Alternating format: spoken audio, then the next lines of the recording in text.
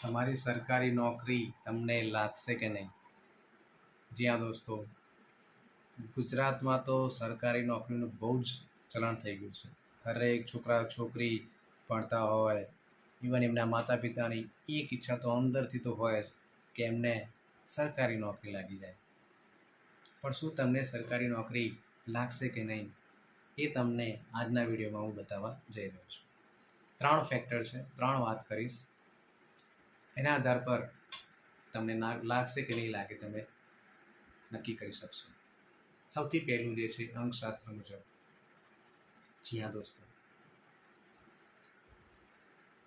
અંકશાસ્ત્ર મુજબ જો જોઈએ તો તમારા ભાગ્યાંક, તમારો મૂલાંક અને તમારી જે અંક કુંડલી છે એમાં જો અમુક પ્રકારના યોગ બની રહ્યા હોય, અમુક પ્રકારના પોઝિટિવ નંબર્સ આવતા હોય તો તમને એ સરકારી નોકરી લાગવાના ચાન્સ મોસ્ટલી રહેવાના જ છે. અને જો નહીં હોય તો તકલીફ રહેવાની. તો કયા કયા નંબર છે અંકશાસ્ત્રમાં જે તમને સરકારી નોકરી મેળવવામાં મદદ કરી શકે છે? એમાં સૌથી પહેલો નંબર આવે છે 1 નંબર. જી હા દોસ્તો, 1 નંબર જો હોય તો ચાન્સીસ વધારે થઈ જાય છે કે તમને સરકારી નોકરી લાગે. પછી આવે છે 3 નંબર, પછી આવે છે 9 નંબર, પછી આવે છે 7 નંબર, પછી 8, 4. બરાબર છે, આ સિક્વન્સ વાઇઝ કહી રહ્યો છું. 5, 6, 2. બરાબર છે, સિક્વન્સ વાઇઝ મેં તમને આ નંબર કીધા. આ નંબર જેમ જેમ હશે એમ ચાન્સીસ તમારા વધી જવાના છે. આ નંબર પોઝિટિવ હોવા જરૂરી છે. આ નંબર પોઝિટિવ તમારી અંક મંડળીમાં પોઝિટિવ હોવા જરૂરી છે. ઘણીવાર એકલા નંબરથી કામ નહીં ચાલે, એની સાથે 2 કે 3 નંબર મિક્સ હશે તો ઓર વધારે ચાન્સ વધી જશે. જેમ કે 1ની સાથે 3 હશે તો ચાન્સ વધી જશે. 1ની સાથે 5 હોય તો પણ ચાન્સ વધી જાય. 1ની સાથે 7 હોય તો પણ ચાન્સ વધી જાય. 3, 1, 9 હોય તો પણ વધી જાય છે. ખ્યાલ આવે છે? આ રીતની ગોઠવણી હોય છે. પણ આ બધું બી હોય, પણ જો એની સાથે કોઈ નેગેટિવ નંબર બેઠેલો હોય ને તો તકલીફ પડે છે.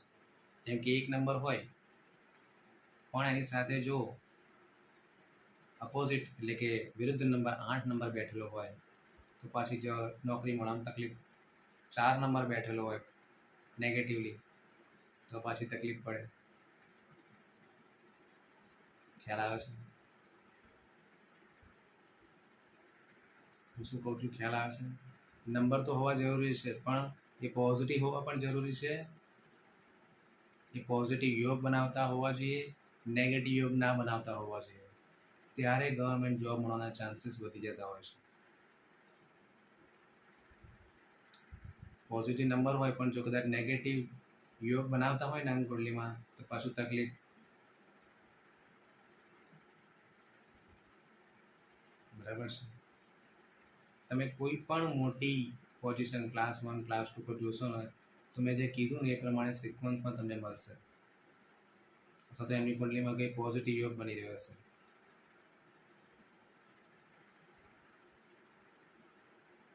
બરાબર છે, આ થયું પહેલું. તમને એમ સવાલ થશે કે શું બધા જ 1 નંબરવાળા 3 નંબરવાળાને જ મળે? ના. બીજું જે તમને કારણ કર્યું છે તમારી મહેનત તો જરૂર છે ને. ભલે તમને પોઝિટિવ નંબરો આવી ગયા પણ તમે મહેનત જ નહીં કરો તો માની લો કે તમારામાં એ પ્રકારના નંબરો નથી, એ પ્રમાણનો યોગ નથી, પણ તમે સખત મહેનત કરો છો તો પણ તમારા ચાન્સ વધી જશે સરકારી નોકરી મળવાની. બરાબર છે. અને ત્રીજું જે છે એ છે તમારા પર આશીર્વાદ હોવા અને તમારા સારા કર્મ. આશીર્વાદ કોના? તમારા માતા પિતાના, તમારા ગુરુઓના, ઈશ્વરના, જે તમે કુળદેવી દેવતાને માનતા હોય એમના, ગ્રહોના આશીર્વાદ. બરાબર છે, અને તમારા સારા કર્મ આ બધું પણ કામ કરતું હોય છે.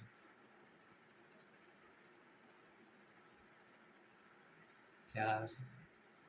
અમુક પ્રકારના ગ્રહોની દશા આવે ને ત્યારે નોકરી મળે, અમુક પ્રકારના ગ્રહોની દશા આવે તો નોકરી જતી બી રહે. કારણ કે મારી સાથે થયેલું છે. મારે જ્યારે મારો એક નેગેટિવ છે, એટલે મેં બહુ પ્રયત્ન કર્યા, સરકારી નોકરી નથી લાગતી, પણ જ્યારે મેં એક નેગેટિવની સાથે 3 નંબરની દશા આવી 3 વર્ષ માટે, એટલે 2010માં 2010માં મને સરકારી નોકરી મળી, પણ કોન્ટ્રાક્ટ બેઝ પર હતી, 11 મહિનાના ક્લાસ 2 ઓફિસરમાં. તો 3 વર્ષ સુધી હું રહ્યો. 2013માં જેવો 3 નંબર ગયો અને 4 નંબર રાહુ આવ્યો, મારી નોકરી ગઈ. તો આવું પણ થાય છે. ખ્યાલ આવે છે? એટલે અંકશાસ્ત્રમાં આ નંબરોની ગોઠવણી, નંબરોની ઇફેક્ટ હોય છે. તો આપણે એ પ્રમાણે મહેનત જો કરીએ તો સારી વાત છે. કારણ કે અમુક મેં ઘણા બધા લોકોને જોયા છે કે વર્ષો સુધી સરકારી નોકરીની પાછળ જ ભાગતા હોય છે. ઘણી વાર કંટાળીને પછી બીજી નોકરી તરફ વળી જતા હોય છે. કારણ કે ગુજરાતમાં તો મેં ઘણી બધી વાર પેપરમાં વાંચતો હોઉં છું. બરાબર છે?